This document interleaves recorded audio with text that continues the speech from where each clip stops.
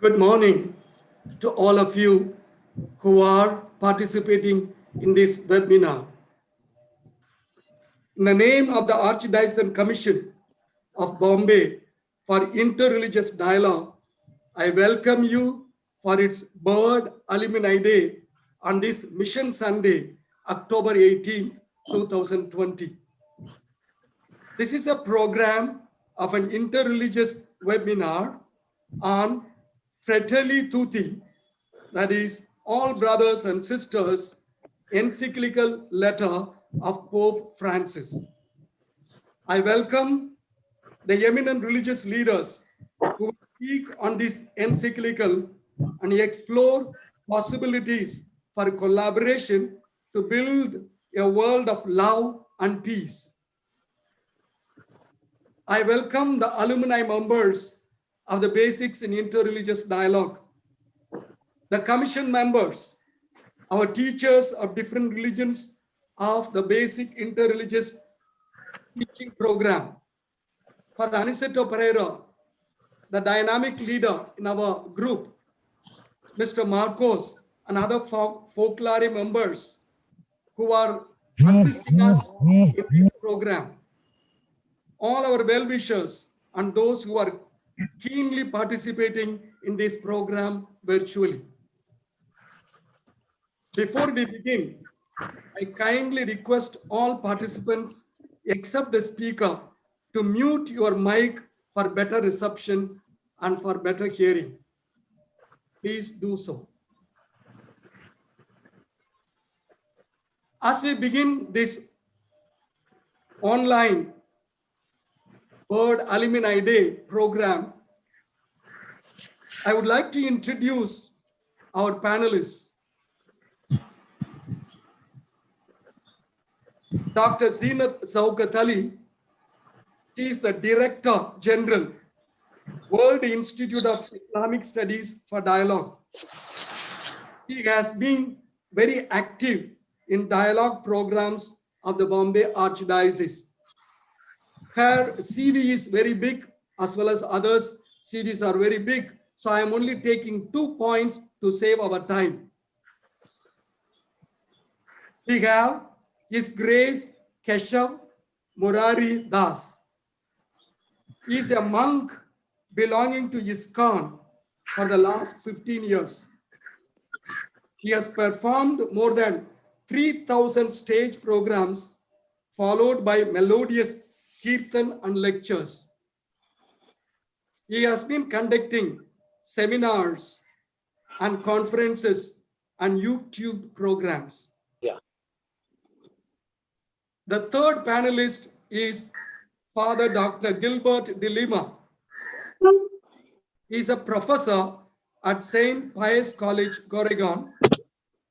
He has his doctorate in systematic theology at Urbanian University, and you vast experience of teaching as well as in pastoral ministry.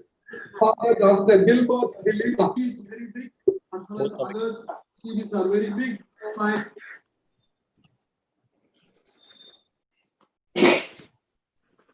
I would like to list in short how the program going to be. The following is the sequence of our webinar.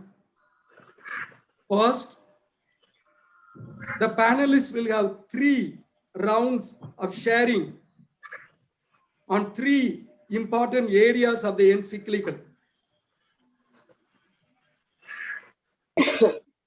Secondly, as per the availability of time, there will be a short question and answer session.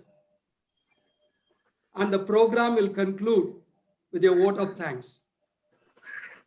Now, let us begin the first round from the panelists. The panelists will share their understanding of the encyclical Fratelli Tutti, all brothers and sisters, 5 to 7 minutes. Let us begin this sharing from Father Dr. Gilbert de Lima. I offer the mic to Father Dr. Gilbert de Lima to begin. Good morning, everyone. And sisters, This is an encyclical of Pope Francis, and perhaps for some of us, the word encyclical, even though it's an English word, might be not fully understood. And so I'll start by first explaining the meaning of the word encyclical. may I request all except the speaker to mute yourselves so that the reception will be good. Father Gilbert. Thank you. Now, an encyclical was originally a circular letter sent out by any bishop to all the churches of a particular area in the ancient Roman Church. Incidentally, the word encyclical comes from Latin encyclios, meaning, as you can see, in a circle. Although the term encyclical originally meant this circulating letter, it acquired a more specific meaning in the course of time. And so in 1740, Pope Benedict the XIV wrote a letter titled Ubi Primum, which is generally regarded as the first encyclical in a modern sense. Since then, the term is used almost exclusively for a letter sent out by the Pope dealing with significant matters relating to church doctrine. Fratelli Tutti is Pope Francis's third encyclical letter, after the first one, Lumen Fidei, which means the light of faith, and his second, Laudato Si, which means care for creation. And this encyclical is subtitled On Fraternity and Social Friendship. The document was signed on 3rd October 2020 on the occasion of Pope Francis's visit to the tomb of his namesake, St. Francis of Assisi, and was published the following day, the feast day of St. Francis of Assisi, that is the 4th of October. In fact, it was the first time in the history of the Church that a papal encyclical was signed outside Rome. And Pope Francis's trip to Assisi was his first outside Rome since the beginning of the pandemic. The encyclical's title, Fratelli Tutti in Italian, incidentally, the entire encyclical is written originally in Spanish, is taken from St. Francis of Assisi's sermons to the monks, wherein he says, "We are all brothers and sisters." And so, dear friends, men and women of every religious tradition, all of us are called to unite together, to work together in solidarity for a new society. Fratelli Tutti. With these words, St. Francis of Assisi addressed his brothers and sisters and proposed to them a way of life marked by the flavor of the gospel. The saint of love, simplicity, and joy, who had earlier inspired Pope Francis to write the encyclical Laudato Si, inspired him once more to devote this new encyclical to fraternity and social friendship. In fact, St. Francis of Assisi felt himself like a brother to the sun, the sea, and the wind, and felt even closer to human beings. Wherever he went, he sowed seeds of peace, especially as he walked along with the least of his brothers and sisters, that is, the poor, the abandoned, the infirm, and the outcast. St. Francis did not impose church doctrines on others, but simply spread the love of God. He understood that God is love, and those who abide in love abide in God. In this way, he became a father to all and inspired the vision of a fraternal society. In Fratelli Tutti, Pope Francis says that issues of human fraternity and social friendship have always been a special concern for him. And in recent years, he has often spoken of them. And so in this encyclical, he has brought together many of those statements that he has made over the years so as to situate them in the broader context of his reflection on solidarity in our present world. In the preparation of Laudato Si, he had Patriarch Bartholomew of the Orthodox Patriarch, who had spoken forcefully of our need to care for creation as a source of inspiration. In the case of Fratelli Tutti, he felt particularly encouraged by the Grand Imam Ahmed Al Tayeb, whom he met in Abu Dhabi in February 2019, where together they declared that God has created all human beings equal in rights, duties, and dignity, and has called them to live together as brothers and sisters in a document signed on 4th February 2019. Pope Francis says this document was not a mere diplomatic gesture, but a reflection born of dialogue and common commitment. As one reads the present encyclical Fratelli Tutti, one realizes that it has taken up and developed some of the great themes raised in that document. And some of these are: first, Pope Francis and the Grand Imam declare the adoption of a culture of dialogue as the path, mutual cooperation as the code of conduct, reciprocal understanding as the method and standard. Second, they called on world leaders to work strenuously to spread the culture of tolerance and of living together in peace, to intervene at the earliest opportunity to stop the shedding of innocent blood, and to bring an end to wars, environmental decay, and the moral and cultural decline that the world is experiencing today. Third, they asked leaders and influencers to rediscover the values of peace, justice, goodness, beauty, human fraternity, and coexistence in order to confirm the importance of these values as anchors of salvation for all and to promote them everywhere. And fourth, they said that terrorism is deplorable and threatens the security of people, and that this is not due to religion. It is due rather to an incorrect interpretation of religious texts and to policies linked to hunger, poverty, injustice, oppression, and pride. As I said, these themes of the declaration are reflected more forcefully in the encyclical. Pope Francis says he does not claim to offer a complete teaching on fraternal love, but offers this social encyclical as a modest response to the creation of a new vision of fraternity and social friendship that challenges us not to remain only at the level of words. Although he says he has written it, it's a very interesting point. Although he says he has written it from the Christian convictions that inspire and sustain him, he has sought to make this reflection a truly dialogical experience, inviting all people of goodwill to engage with him. And this is precisely what we are going to do this morning. He has also, and this is another very pointed statement of Pope Francis, he says that he was writing this letter. He says that as he was writing this letter, the COVID-19 pandemic unexpectedly erupted, exposing our false securities. And while various countries responded to the crisis in different ways, their inability to work together became more and more evident. He says, for all our hyper-connectivity, we witness a fragmentation in our efforts that made it more difficult to resolve problems that affect us all. And so he opines that by acknowledging the dignity of each human person, we can contribute to the rebirth of a universal aspiration to fraternity among all women and men.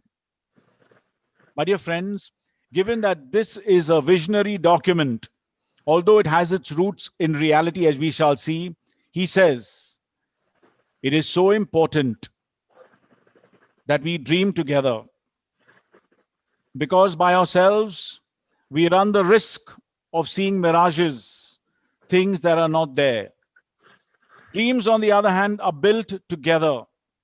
And so let us dream as a single human family, as fellow travelers, as children of the same earth, which is our common home, each of us bringing the richness of his or her beliefs and convictions, each brothers and sisters all. Thank you. Thank you very much, Dr. Father Gilbert, you have very clearly gave us the genesis of the word encyclical, and you gave a short history of it, and you dealt on the third encyclical letter of Pope Francis on Fratelli Tutti, that is solidarity with all, friendship with all. And also you pointed out how Pope Francis is giving a new vision that we all of us have a common home. We need to work together to save not only others, to save ourselves.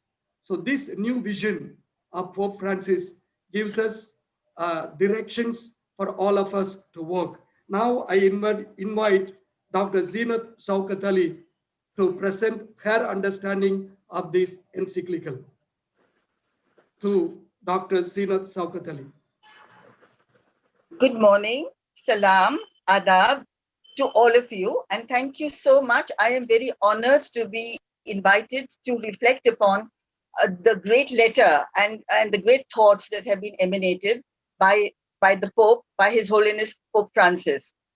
I think that, my reflection, I'm going to give you my reflection of what I have found in this great letter that he has written, and in which he has very clearly brought to light that we need a new kind of politics, which is based on fraternity, humanity, and solidarity, that is amply needed to respect life and human dignity. And what I find very important is that he is arousing the flame of collective conscience, which needs a revival. So kudos to him and congratulations to him. And I am truly honored to be here. Today, he says, we face a humanitarian crisis. A time of reckoning seems to be fast approaching the world. The pontiff speaks with keen insight into the keen political humanitarian challenges that stare us in the face, and the seismic fault lines that are running across the world, cautioning us regarding terrifying nuclear and cyberspace weapons that involve major nuclear powers. He emphatically states a never again to war. War, he says, is the failure of humanity and the failure of the negotiations of all rights, and I completely and totally agree with him. Last month witnessed the 75th anniversary of Hiroshima and Nagasaki. Forgetfulness and amnesia are extremely dangerous, and we should never forget what really happened out there. He goes on to say that the total elimination of nuclear arms is a moral and humanitarian imperative of all human beings, and the money that we invest in these weapons, that he laudably suggests, that we should establish instead a global fund for the elimination of hunger, use that money for that purpose, an idea that needs to be seriously considered by the United Nations. Further, he speaks of the world facing political and humanitarian challenges. Market forces and markets have almost become a deity of postmodern times. It has, in his words, wreaked havoc, and the common man is more or less completely lost in oblivion. He points out how poverty, exclusion, marginalization negotiate human rights, denying half the world's population. Poverty undermines dignity. It is harshness, it subverts reason and invites suffering and agony. And we should be ashamed as human beings that, there is so much poverty in the world. Hunger is a criminal act, and it is an inalienable human right, and therefore it is criminal, as he says. It denies health, opportunity, basic freedoms, and mutual respect, targeting the soul of humanity. The coronavirus has exposed our fragility. For far from being the great leveler, it has exposed and increased inequalities. International and national landscapes in the aftermath will be determined by decisions taken nationally and globally. Equally clear is the historical investment in the collective capacity of conflict resilience.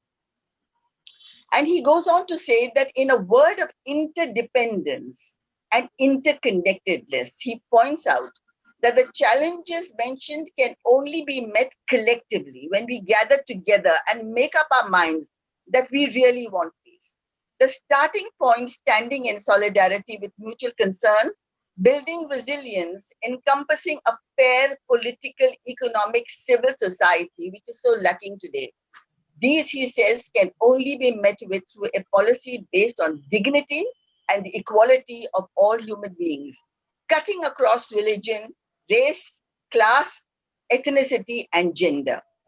And the response and solutions lie in good governance, in the rule of law, inclusivity, social cohesion, shared identity, and equal opportunity and responsibility. It is not simply words, as Father has pointed out, but it is far more than that. There seems to be a new world that, that needs correction.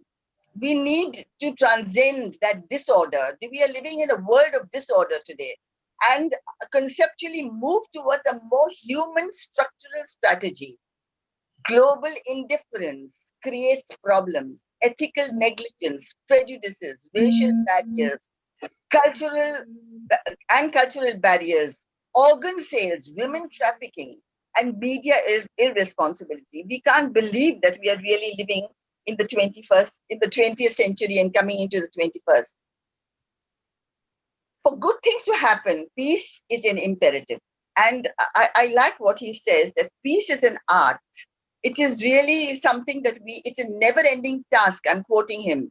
And he includes the idea of the family of nations, which I think is absolutely laudable, commendable, and should be pursued. And this is in pursuit of reconciliation and mutual development. Peace building needs to come alive. It's no longer a simple word. And in conclusion, he states that violence finds no basis in religious convictions and their deplorable acts. And as Father Gilbert has pointed out, they are not due to religion, but to the erroneous interpretation of religious texts and mischievous understandings that are sometimes promoted, unfortunately, for selfish reasons, as well as policies linked to hunger, poverty, injustice, and oppression. Terrorism cannot be countenanced. It cannot be supported either with money or weapons, much less with media coverage, because it is an international crime against security and world peace and must be condemned at every level. He also refers to religious freedom, which is a fundamental right of all believers, which needs protection.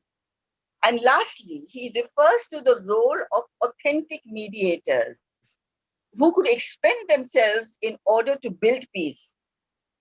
Because as already quoted from the document, signed on the 4th of February 2019 in Abu Dhabi, along with the Grand Imam of Al-Hazar, Al-Ahmad Al-Tayyab, which says that which makes it a milestone of interreligious dialogue for peace and for common cooperation, for mutual knowledge, and the method set for human fraternity. And in conclusion, he quotes loads of peacemakers of the world: Martin Luther King, Desmond Tutu, our own father of the nation, Mahatma Gandhi, and the Blessed Charles de Foucault as role models. Today, we lack role models. We have people who speak, but in leadership, what we need is people who act and show us a dimension of the role that they're playing. His Holiness also addresses several serious issues, striving towards the aspiration of a universal good of all human beings, towards aiming to achieve the great ideals of equality and fraternity through benevolence and love, and not the use of force. I think he has made a very important statement by saying, do not use force, but the force of love. At the same time, suggesting tangible ways. He has given you solutions. We have people who are giving us problems, and we are dealing with that all the time. But today we are looking at solutions, and we are looking at solutions to build a more just and a fraternal world. And the United Nations actually needs to seriously think about it and consider to adopt this action based on his suggestions. And I think this is coming from a Pope, this is one of the most secular documents and a human document and a document of material for us to make a better world. Thank you very much. Thank you, Dr. Zeenat Saukat Ali. You have situated this letter in the present world context where there is poverty, there is war, migration, and inequality. So in this context, how this encyclical uh, invites all of us together to resolve these problems, not individually, but collectively, because one or the other person will not be able to solve this problem. All of us must come together as to create a new world. So this vision which you have articulated, especially you have given the context in which, the reality in which this document has been presented. Thank you very much, Dr. Zeenat Saukat Ali. Now we move to His Grace Keshav Murari Das, that he will now tell us and give us his understanding of this document. To His Grace Keshav. Thank you very much for giving me an opportunity to share my thoughts on this document, which already being shared by His Holiness Pope. And when going through this document, I saw that, like Dr. Jeenath has already touched many points, and she has already shown that such a nice concern in the letter. I was thinking that how can a person think so broadly? What quality makes a person to think in such a way where they can think about others? We just by reading this letter or this document, we can understand what is the mindset of a person, how elevated he is. Because the first kind of consciousness of people are like those who think always about themselves and for their family only. The second type of consciousness is one who has developed his consciousness through good qualities and performing the rituals. So they have a mentality of, serving others also. And the third type of elevated consciousness is the type when a person sees everyone as his brother and his sister, not only in human beings, but in the other living beings also. So he becomes non-violent. He cares about everybody, whoever has got a form. So I was just thinking that how, the compassion, this letter is a document, we can say the document of a compassion. The person who is writing in such a way, he is touching each and every problem of the life, of the social problems of the life and other problems. He has very nicely documented each and everything and shows his concerns about all the problems and giving a very small and subtle, we can say, the nice reply of the or a solution for the such problems also. When I was going through the document, I saw many points. I saw how can a person can think that much.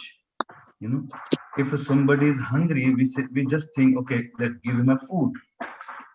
But he is not thinking about only food. He is thinking, on a level that a person who is hankering for a food may need tomorrow again a food, then good clothing, then good shelter and security also. Is this everything is enough? No. He need more. Then he's a social animal, so he need a society. He need a protection. He has to live happily in this world. So you have His Holiness has written this document. I was very much amazed and shocked because such consciousness we needed in this world right now. We all are small sadhakas performing some rituals, offering our praise to the Lord, but our consciousness is not that much high. who is thinking about the world and every living beings, we can think that how much his consciousness is elevated. Why? Because he sees everyone as a brother and a sister. And he is not only saying this, and he is just touching the point that we should take care of everyone on the level of bodily, mentally, emotionally, and socially, to give them a care on all levels. As earlier also it is said that 75th anniversary of Japan's Hiroshima or Nagasaki, when bomb was thrown on them. But what we see, every country, they are making bombs, weapons, they're purchasing their budget. We see if the universal brotherhood will come, then there is no need to expend so much on this, weapons which kills everyone. If the same amount we use for the welfare of the society to give education, to give them food and healthy living, then everything will be so nice. But who will teach to who? The best country in the world, they are hankering for the position and they want to become a boss of the country, of the world. So using their funds, their so much of money for, such weapons. Nowadays, people are running after biological wall also. They are in their laboratories. They have started making such a viruses so that there will be no need of such big bombs and hydrogen bombs and permanu bombs. We will just drop some viruses over there, and we will be winner. So what type of consciousness people has? A very degraded consciousness people have. But this letter says on every subject there is a solution. We all are brothers and sisters. But how many think? Nobody thinks like this. First of all, people think it is me and my religion, it is me and my family, that's all. First of all, whenever they start their spiritualism, they start with envy with others. No, these people are not from mine, they are not good, they are this and that. Then this seed of enviousness becomes, a tree later on, a strong tree which cannot be moved, removed, or it cannot be cut off. Why? Because from the very childhood we started thinking like this. This is me and my system is best, and others are not. So Just just 1 minute. Just somebody is making some noise. Would you please mute your mic so that we are able to clearly hear His grace? Please mute your mics. Thank you. Please continue your grace. So thinking everyone as a brother and sister, we need a knowledge and realization. So whoever has wrote this document, the Francis and Hawk, so they have that type of consciousness. When I was going through some scriptures, I heard that in even Quran it is mentioned, chapter 4, Al-Nisa, verse 1, that from one life came two lives. And the two lives were Adam and Hawa. From them, the progeny started coming out. So this world is filled with the population. Similarly, in Bible also we heard that there was only Adam and Eve, and from them all came into existence. Similarly, in Vedic scriptures also, it is mentioned, from one life, two people came, Satrupa and Manu. From them, the progeny came, the generations came. So whoever has a little intelligence to understand these things, only such people can understand that we all are brothers and sisters. And like when we are at home, we never, become envious of a brother and a sister. We want to protect them. We want to love them. We want to care them. But such consciousness can be, bring in everyone just by giving a proper knowledge and with the proper attitude, without becoming me and mine. We have to live such consciousness, and whatever the scriptures says, we have to follow intelligently. It should come in our words and action also. And then the followers of all the religion, then when they will see that our elderly people, our seniors, they have a very good relation with the other religious people also. They have a very good relationship, like a brothers and a sister with the people, those who are practicing a different religion, and they have come together. Then there will be no envy amongst the followers of the such other different kind of religion. So it is the responsibility, the co-responsibility of the leaders of the society. I can't say that all the leaders, those who are in politics, we know that people go into politics just to corrupt themselves. My mean to say is the leaders of the society, those who are spiritualists, those who have intelligence, those who have a compassion in their heart, they should all come together under one roof and deal with each other with the love and care and affection. Sometimes we say action speaks louder than the words. Why? Because if somebody, like Father Gilbert and myself and other one, if we are under one roof, shaking hands, embracing each other, keeping our differences are philosophical differences according to the time, circumstance, and place, keeping them aside and meeting with each other with love and affection, what message people will carry in their heart when they will see the two leaders.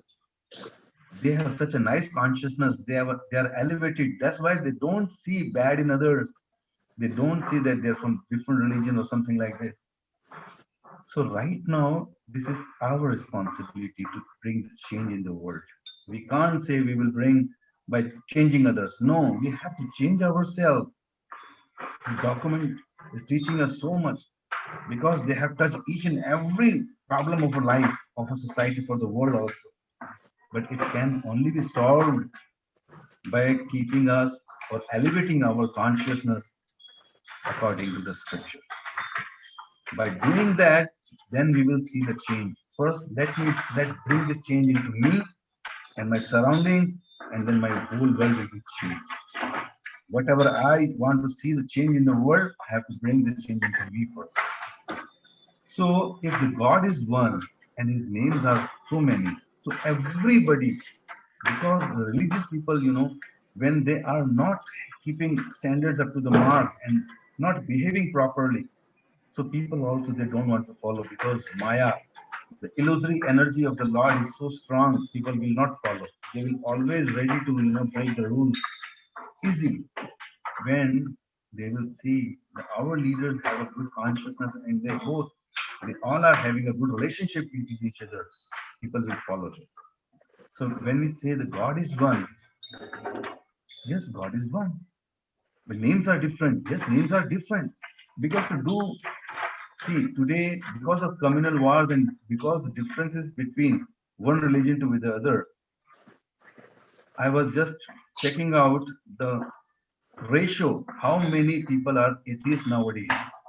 So I found that more than 16 to 18% people in the world are atheists, and they have no practices at all because they are disturbed by the people, those who are following the religion, because they have no good understanding, they fight with each other, so they accepted that we don't believe in God now.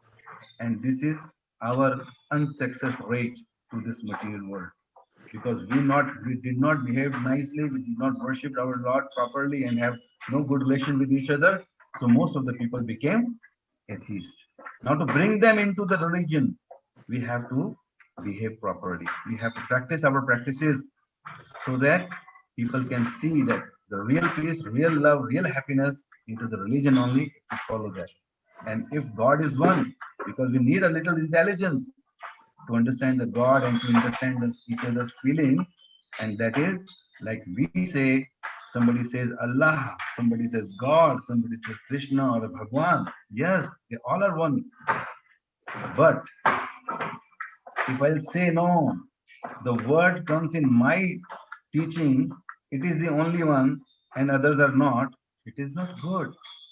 If 2 plus 2, 4 is in America, similarly in India, do char. In Malayalam, in South India, it says Danda Danda Nala. In Russia, if you go, is Dwa Dwa Chishti. In Arab, you may say same words either. So the truth will be remain the truth. This is absolute truth.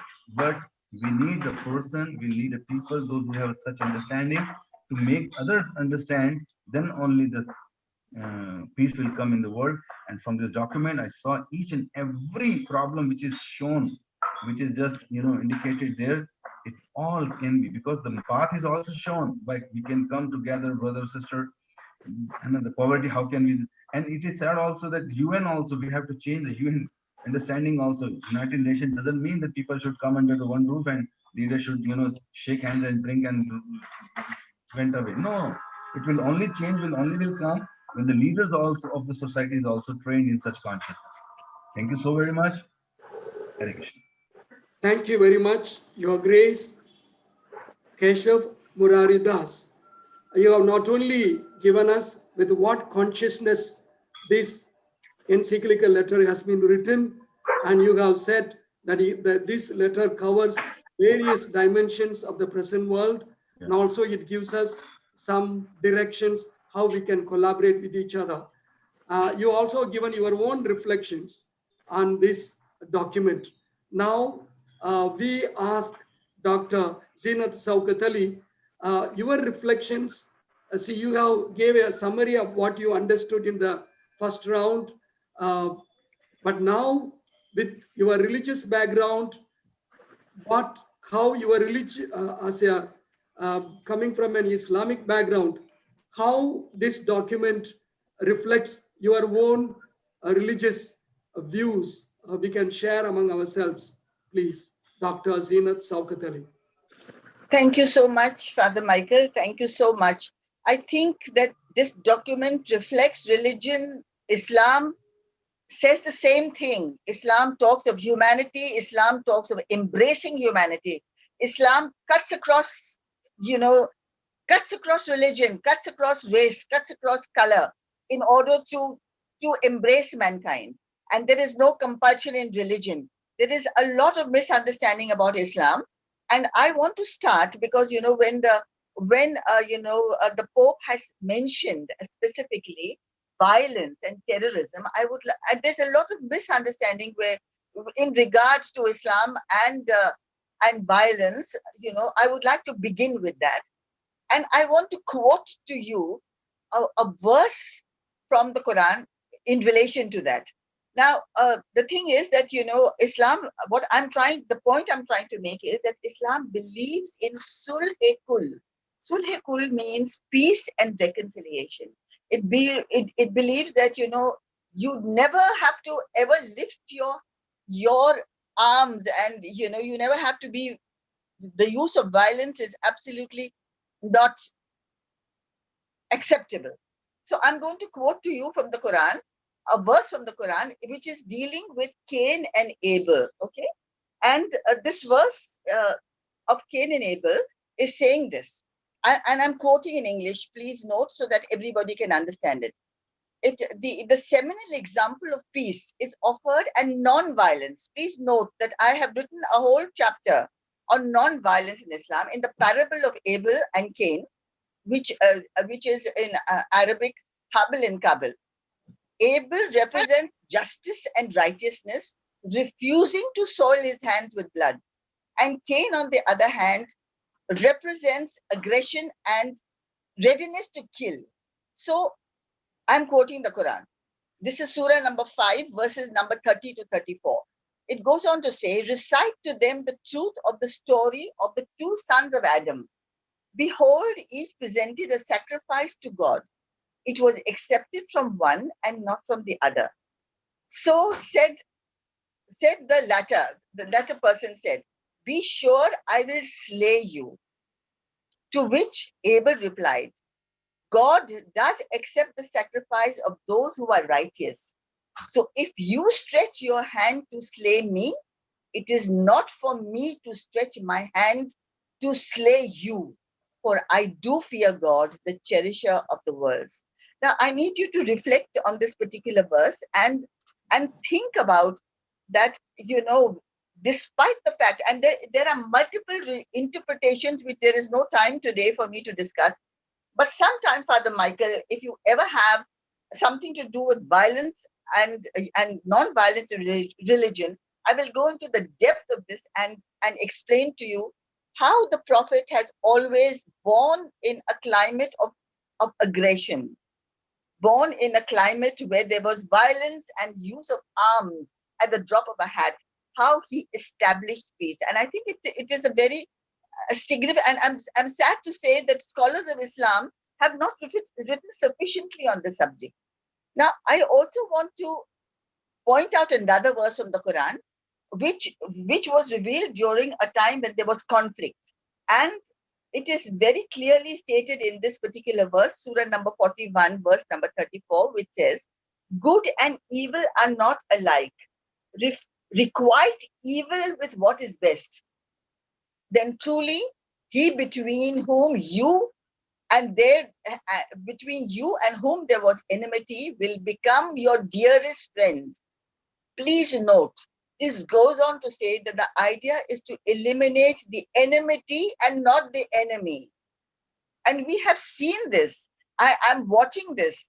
It also suggests that the potential for deep underlying friendship can evolve through a communication even when you feel that there is a so-called enemy. When you speak to the person and you explain to the person can become your friend, and this is the verse of the Quran. So there is, this concept of violence is absolutely contradictory to the teachings of Islam. The Prophet has said in the Kanzul Hukair, shall I tell you what type of charity is most pleasing to God? It is to restore peace where peace is disturbed. Again, there is another quote. Shall I tell you what is better than prayer and fasting? It is to resolve dissections and conflict and win concord between contending parties. Ibn Majah, Tirmizi, Ahmad. Abu Shari has said, the Prophet said he is not a believer, and he said it 3 times. So it was asked of him, who is not a believer? So the Prophet answered, he in whose company his neighbor does not feel safe. This is a tradition from Imam Bukhari. And the next one is, the believer in God is one who is not a danger to the life and property of anyone or any person. Violence and terrorism find no sanction in the religion of Islam, morality, or international law. Such acts are in total contradiction to Islam's reverence for peace, explicit recognition of tolerance, compassion, total equality, social equality, high moral order, and spiritual depth. And again, I quote the Prophet as saying that he who knowingly lends support to tyranny is outside the pale of Islam. This is Tabarani. And he further states, the worst class of prejudice is to support one's community, even in tyranny. And he goes on to say that then I have said he's not a believer, and he's not a person in whose company people do not feel safe is not a believer. Now, I want to go on to, what Pope Francis has said on fraternity and social harmony. What I'm pointing out here is, is that the Quran and Islam endorses what the Pope has said. It endorses this peaceful negotiation, this humanitarian crisis that we are living in, and how it welcomes fraternity and social harmony. It says all human beings belong to the family of God, and he is best loved of God who loves his creatures the best. And again, he goes on to say, none of you is a believer unless he wishes for his brother what he wishes for himself. Bukhari, Kitabul Iman. These are very relevant quotes of the Prophet. The Prophet has again said, Lord of my life and everything in the universe, I affirm that all human beings are brothers and sisters to one another. Ahmad and Abu Dawud. Mankind is a fold, where every member of which is a shepherd to the other, and he will be accountable for the welfare of the entire fold. This is exactly what the Pope is saying, that you have to be responsible. that what is your contribution towards the peace, and where is your leadership? And I have to say that I believe that leadership is not only religious leadership, it is leadership in every field, including politics, including economic leaders, including social leaders, including educational leaders. I think everyone has to bear responsibility and act upon what is right. Then again, he talks of politics. Islam speaks of politics, and the Pope Francis, His Holiness, is referring to a better kind of politics. Now, Islam speaks of Haqq Allah, which is obligation to God, and Haqqul Nas, which is obligation to society. So to serve the common good of people, to be able to place dignity of every human being at the center, and to assure economic welfare and work for everyone, so that he or she can develop their own abilities. And I go on to quote, all human beings constitute the family of God, which I have already told you, and to lead by example. Politicians, when the Khulafa Rashidin were leading, they led by example. And here is an incident that the state was a trust. God says that he has given you this earth as a trust. And what are we human beings doing with it? Burning and destroying environment, killing each other, letting people go hungry. So this is something that the Pope reflects on, and Islam endorses it totally. And during the time of the Khulafa Rashidin, when the state is a trust for the benefit of the people as a whole, irrespective of religious affiliation. You can be anyone. You have the fullest right to practice your religion.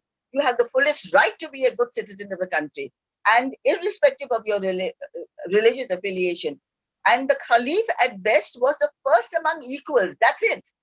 There were no extra planes to fly them, and there were no extra cars to take them around, and no extra camels in those days. When food and clothing were rationed in Medina, the Khalif received his share as an ordinary citizen.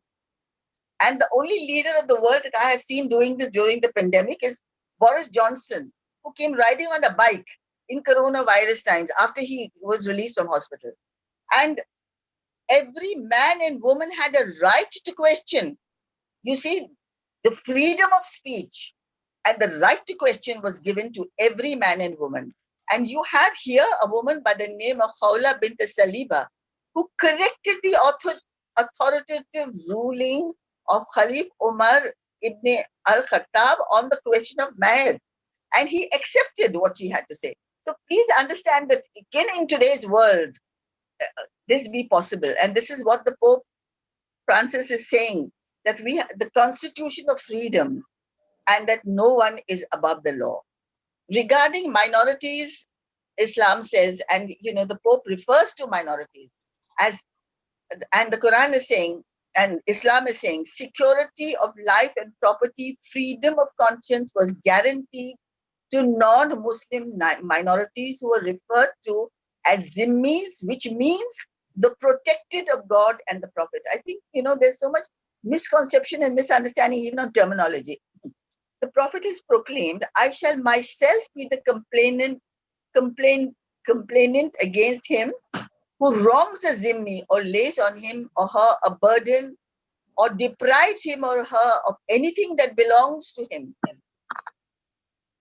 Then further, he goes on to say that serving the common good, that there are several verses that I could have quoted, with the zimmis, but because of shortage of time, I am giving you only single examples.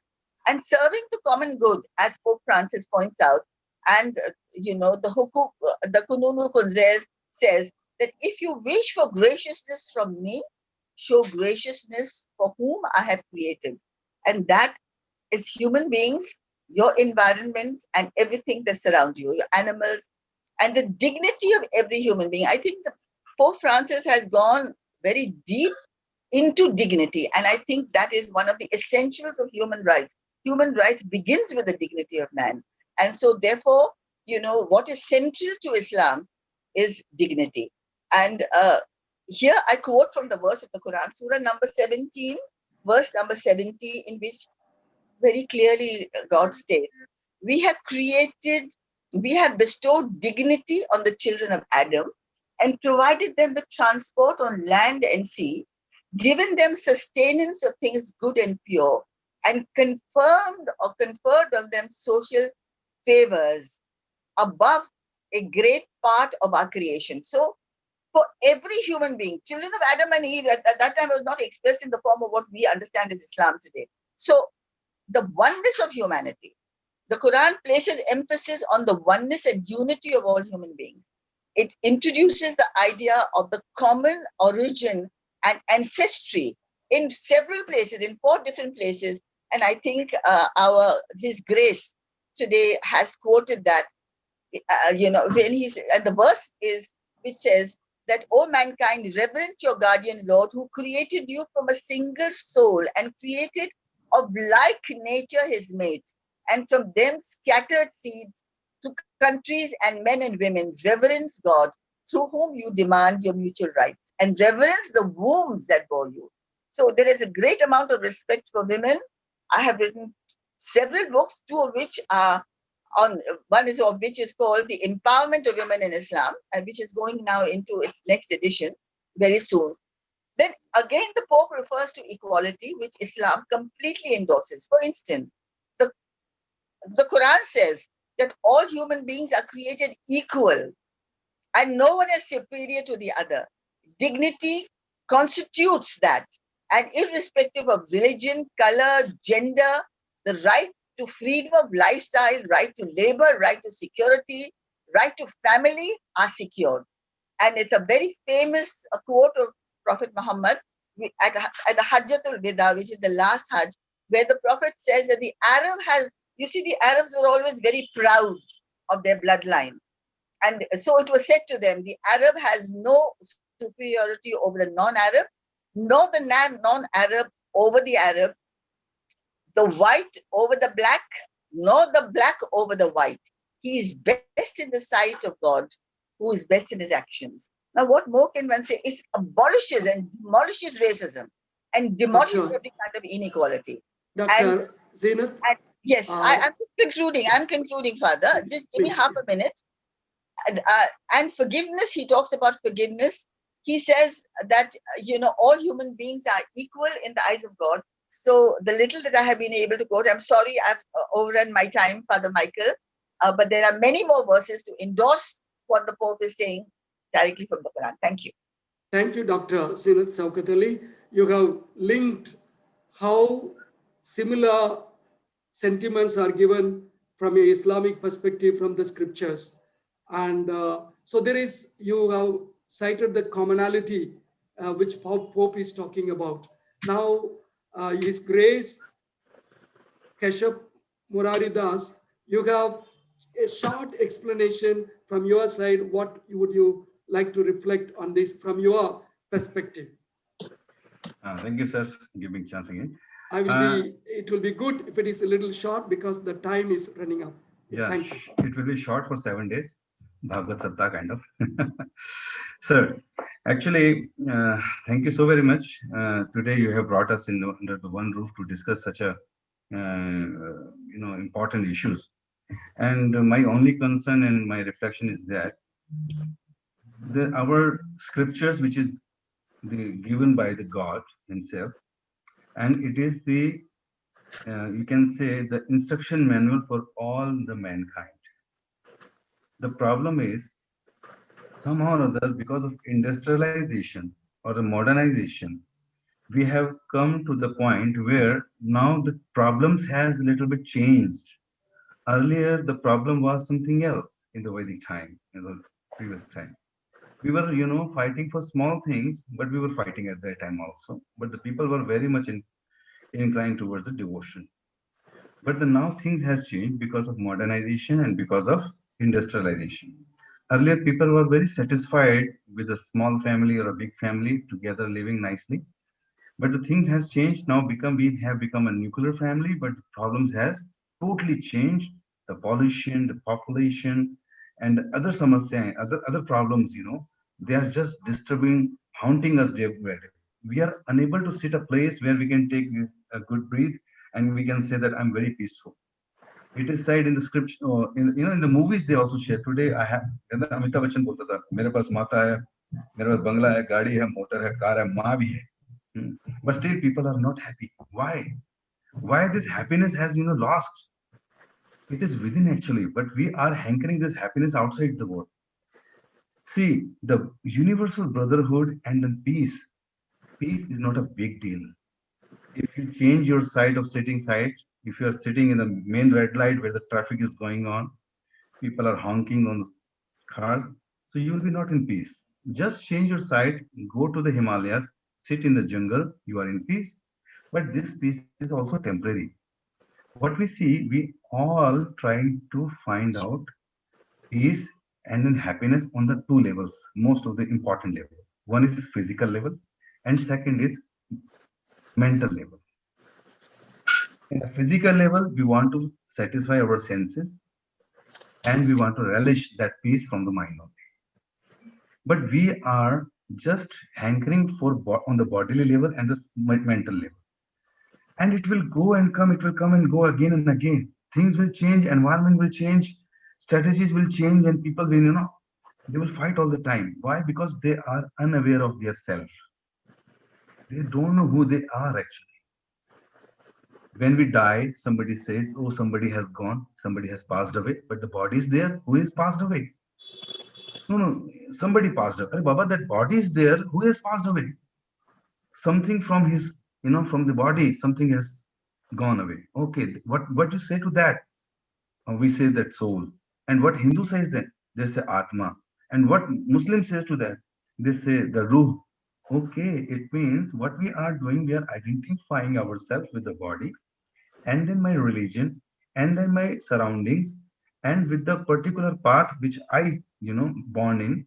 So I become attached to that. When I become attached to that, then it's mine, it's me and it's mine, and I am better than all. So from here, everything, starts. The enviness, and then other problems. Then we try to satisfy our senses, the body and the mind, which never going to satisfy. Why? Because it is mind who is very flickering and full of desires. So one has to understand spiritually and intellectually that this body is a temporary. Whatever the problems in that document has shown, it is all related to the body and related to the society and related to the mind. But I am not this body, I am not this mind, this is my temporary identification. Actually, I am the spiritual spark, the part and parcel of the God. Like we have a water and the drop of a ghee, if we try to mash it and it will never be. Why? Because both commodities are different. Similarly, a soul cannot be satisfied in this material world. If you go and fishing, if you drag a fish and put in your plate and offer that fish a pizza or a pasta or a cake, will she say that I'm happy? No. She will be happy when you put again into the water. Similarly, in this material world, we are searching the happiness. We are trying to make us advance in modernity and industrialization. That daily, every day, we have a different problems, and we are putting our energy to give a solution to that problem. You scratch Your my Grace, back. it's a very good reflection. We have one more round. We will come back. I would Okay. like now Father Gilbert to say from your perspective what this document means to you. Unmute yourself. Father Gilbert, unmute yourself. Okay.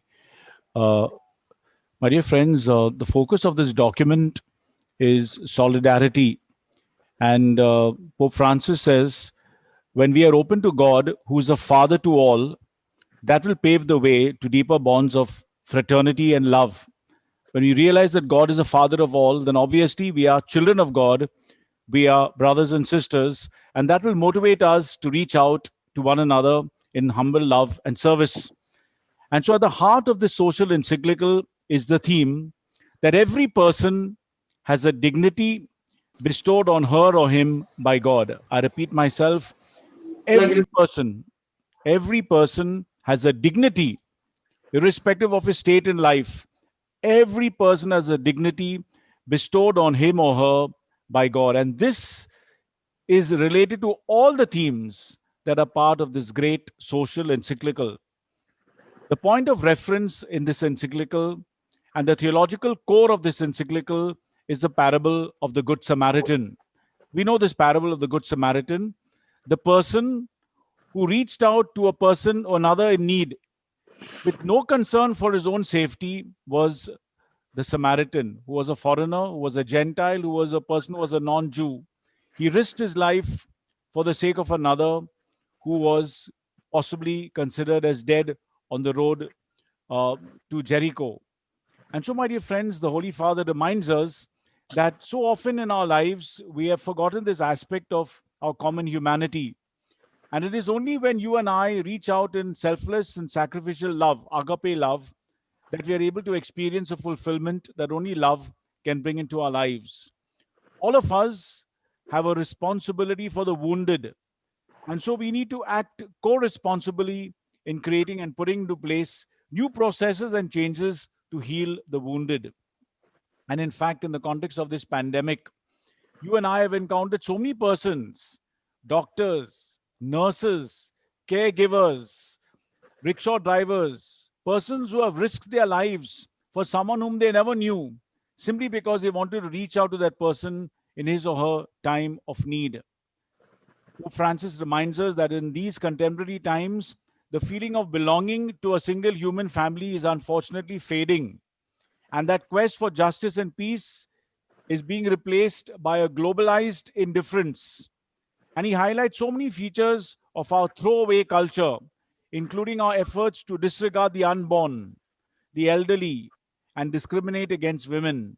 He also notes that individualistic consumerism can possibly rapidly degenerate into a free for all, which would be worse than any pandemic.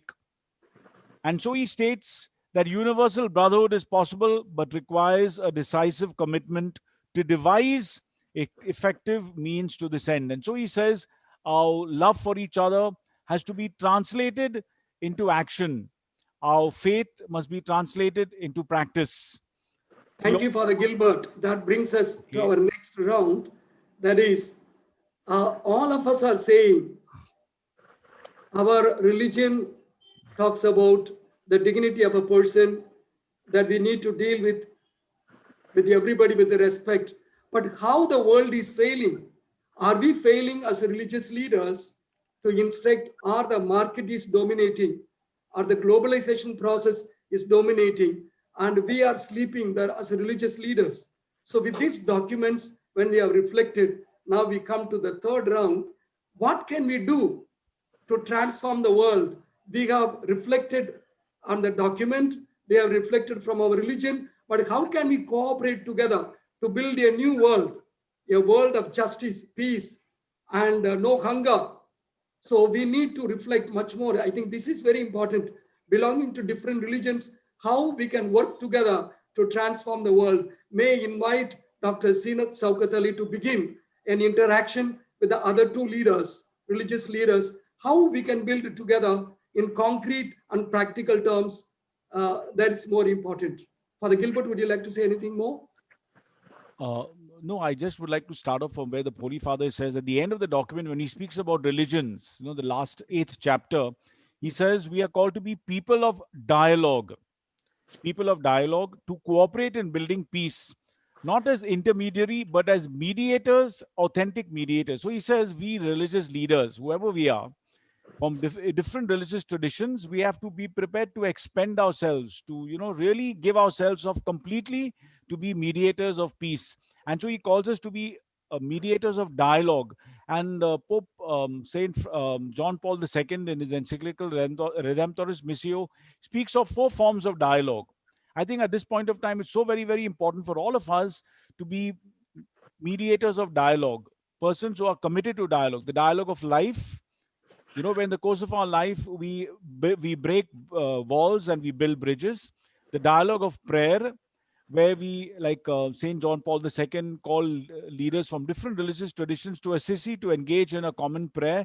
So on different occasions, we can engage in prayer, praying together in the light of our respective religious traditions and experience the Spirit of God forming us into a marvelous unity in diversity, dialogue of prayer, the dialogue of theological exchange that we are doing at this point of time. Each of us is reflecting on different aspects of theology. And finally, the dialogue of social involvement, where we engage to bring about a new world, committed to social concern. So I think we need to engage in different forms of dialogue. I give the mic to Dr. Zinat Saukatali. How we can do it concrete way, in concrete, please suggest some ways of different religions can collaborate together to make this document a reality of building peace, joy, happiness, and no hunger, please. I think, Father, that we have to have, the first thing I would like to say, there are several methods that one can use, but I think the method of interreligious dialogue is extremely important, and especially in keeping with today's world that asks for dialogue and that requires, as very clearly, Pope Francis has told us, negotiation, arbitration, and mediation. These are the processes. And the first process, we begin with dialogue. And I would like to quote from Hans Kung, who's a professor of economical theology and the president of the Global Ethic Foundation, who said that there will be no peace among religions without dialogue among religions. So interfaith dialogue, I think, points to a very, very important medium and method in which. And therefore, I would like now to come to the I would like to tell you that, that there is a book today which is being brought out with early 2021, which is called I Am. And it is a publication to be brought out by Sri Gopi Chand P. Hinduja, who is the co-chairman of the Hinduja Group of Companies, a corporate dynamic and a philanthropist whose spiritual vision encompasses the inborn essence present in the heritage of human harmony, unity, and humanity and pluralism that encompasses all religious traditions. In this, Father, I have contributed to one chapter which is called Commonalities. I was very honored when I was asked to do this, but it was a humongous task, let me tell you, and it's taken me almost a year to work on that one chapter, where I'm looking at the common factors. Now, this book is dealing with 13 religions, and which also includes from the other religions that are practiced in India, the 4 Oriental religions of Zen Buddhism, of Confucianism, of Taoism, and of the Chinese religions. So here, when I was looking at what are the commonalities. Now, let me give you one example, and this is it should be short. Yes, Because I'm coming to the point. It's just I want to conclude. I want to show how there is so much commonality and there is so much ignorance of this commonality. Because when I went into the depth of each religion and I went through the minds of scholars who have written about it and who have given the exposition. Now, I'm going to give you an example of one word, which is both in Hinduism and in Islam. And I want to mention these 2 religions because somehow or the other, unfortunately, we always come into conflict. So here I want to point out that this word called human being. Now, in Arabic, this is the word insan. And in Sanskrit, this word is Aryan. Now, when we come to the commonality, we find out that insan means noble, somebody who goes towards nobility. And so does Aryan mean that a noble human being, noble acts. Now, you see how the 2 are interconnected. So what I'm talking about is a practical interfaith dialogue pointing to the commonalities. We have now fought enough over differences. And I think dialogue means that we must understand each other, that we are all common. We are all creations of in this great cosmos, in this great universe, and we are interconnected, as the Pope has pointed out, and collectively until we combine. And this is not only for religious traditions, but even for secular traditions. May I quote one more example, or I can talk later? Later, please. Okay. So you have stressed the importance of understanding the commonality in religions through dialogue. That's what you are given practical way of doing. Could I hear from His Grace Keshav? how concrete ways, please, again, because of lack of time, if it is brief, we can have more interactions. Thank you. Thank you, sir. See, the madam also has indicated that the common values, the Quran, the Bible, the Gita, they all says about values so that they can imbibe in human being and they can live happily. So what we should do, the practical example is, practical idea can be, from the Quran, from the Bible, from the Gita, etc., such scriptures, we should have club such commonalities and we should come together to discuss such points in same things, in all religion. We should make a book also in which we can have these all qualities and values, and from the different scriptures we can quote. And it should be go into the schools also. And then when new generation will come, they will come with a good eyes to see each and everyone with good respect and with brotherhood. Number one. Number two, like today we have done something interfaith program. It should be done in every level, in the pop and the business level, country head level, state head levels, and the temple and the church and the mosque head levels, and later on with the community to community. If we arrange such programs where we can just talk about such values and qualities, like if we say, because everybody has an anger problem, because of that everybody spoils their relationship, then we can ask, Prabhu, what Quran says about anger? How can we control this anger? What Bible says about anger? How can we control this? What Gita says about this anger? So such qualities, if we shortlist, and then we can start discussing on this. So things will be in our hands. We'll see the change in the world. And whatever practices we are doing, if I meet someone who is following Christianity, I should ask them, Prabhu, thou should chant. It's the 10 commandments. Are you chanting the Lord's name? If I met some Muslim, I should ask them, Prabhu, are you doing chanting 5 time namaz? If somebody Muslim meets some Hindu, he should ask, Prabhu, are you, reading Bhagavad Gita and chanting your mantras? We should help each other so that they all can practice their given practices, and it will make us a good friend also. So this is my small idea of uh, practical things. Thank you. Thank you very much, Your Grace. You have given us that we must take the common values found in different religions, and this training should begin in the school level itself, and then there should be several levels of dialogue among the politicians in the United Nations, among the teachers, among the religions, the temples and the churches and the mosques. And also you pointed out that in the locality where people are residing. So in every level, we need the dialogue. Yeah. It's a very good point. Now we move to Father Gilbert. Would you like to give some practical suggestions? Yeah, see, there's an axiom which I think is reflected very beautifully in this encyclical. To be religious is to be interreligious. We cannot live in isolation in ghettos. We are connected with one another. And this interaction this morning is a concrete proof of this. To be religious is to be interreligious. For example, when I see a Muslim engaged in namaz in public, I, as a Christian, ask myself, am I prepared to pray to God in public, or am I ashamed? When I see a Hindu or a Jain or a Buddhist absorbed in meditation, and as a Christian, I ask myself, am I also deeply absorbed in meditation when I meditate, or am I distracted?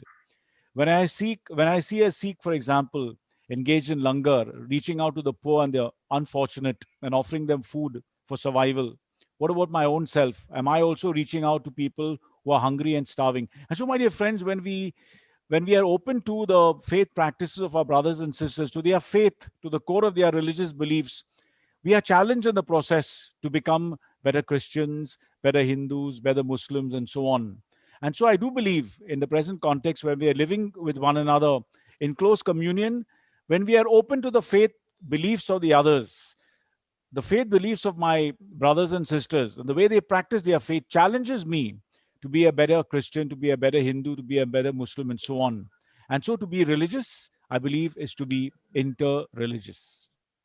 Very good. You pointed out, Father Gilbert, that we can learn from each other while we are faithful to our traditions, the good elements of from other religions. We can learn a lot how to meditate, how we can also profess our faith without fear. And these are all very practical points. That means to be religious, to be interreligious, we can learn from each other, deeply rooted. Very good. I have the last round, but only 1 minute each for all the three speakers. Last word, because we have only 5 minutes more. The last word. I begin with His Grace Keshav. Yeah, thank you so much. Last word or last line, I would like to say that those who think that they are very much spiritual and they have the authorities to decide who will go back to God and who will not, who is right or who is wrong. So I think they all should be very much careful, because God is not going to spare anyone. He, in his court, he knows each and everything in and out in everyone. So we have to be a very, very humble, tolerant, and soft-hearted, not only for me and mine, for each and every living beings. Then only God will be happy with us, because the God also have the same eye. He never discriminates. So if God does not discriminate, he loves to everyone. Similarly, the like father, like son. We should be like this only. If we are not like this, if we have a discrimination, if we see black and white, if we see Brahman and Shudras, if we see, Shia and Sunni, then sorry to say, we will be here, we will be rotting this material world. God will not be happy with us. Thank you so much. Dr. Zeenat Saukat Ali, Yes. last words. Yes, Father. I want to say that, it's very important for religious leaders to gather together and to show solidarity towards good actions, towards common actions, towards appreciation of each other. So I really appreciate today what Pope Francis has done, and we are able to sit here together and talk about all the wonderful things in the world that we can do together. I also want to point out to you, Father, that besides the religious groups, we also need secular groups. Now, I want to give you the example of I'm a Rotarian and I belong to the Rotary Club of Bombay Midtown. And this year, my president, Mr. Vicky Punjabi, has made it a point that, we speak about the four-way test. It is a very ideal organization which gives. We have worked on a very important project called Project Hunger. We have all donated in our small ways, and we have seen to it that that money goes to all the poor people. So this is the kind of, Baitul Mal that we have to create. And also for good actions and for good deeds, where we have to work together. And Thank you. I just want to say the last thing, Father. Just give me 1 minute. That the Rotary four-way test must be used by everybody. Now there's a four-way test which says, "Is this the truth?" When we speak about it, it asks you this question: Is this the truth? Is it fair to all concerned? Will it build goodwill and better friendships? Will it be beneficial to all concerned? I think if we go by these rules also, in secular schools, in organizations, besides, religious traditions and groups which we are going to form, I think it's going to make a big impact. And just one last suggestion I have is that, we cannot only sit down and talk. There have to be innovative ways of dialogue. My Wisdom Foundation has had Cricket for Peace, where 9 religious leaders have come together from both sections and played cricket at the Brabant Stadium, where the Maharaja of Dungarpur was kind enough to give us the free stadium and free lunch for 100 people. We have done art for peace. We have done chanting for peace, singing for peace. So we have to use innovative methods, and that's all that I have to say. Thank you, Dr. Zeenat Saukat Ali. Father Gilbert, your last words. If I can only say Just one thing. half a second. Yeah, if I can only say one thing, we must, as Pope Francis says, be prepared to walk the talk. Our actions must speak louder than our words. We have, as religious leaders and persons who have participated in this program, we have discovered something of the truths of our respective faiths. We have to live them in practice. That's it. Thank you very much. Actually, more than 20 questions have come to my mobile to different speakers, but it is already time. So I cannot take up this question. Maybe later on, we can have another such sessions where we can elaborately talk about it. So now we come to the last part. I would like to thank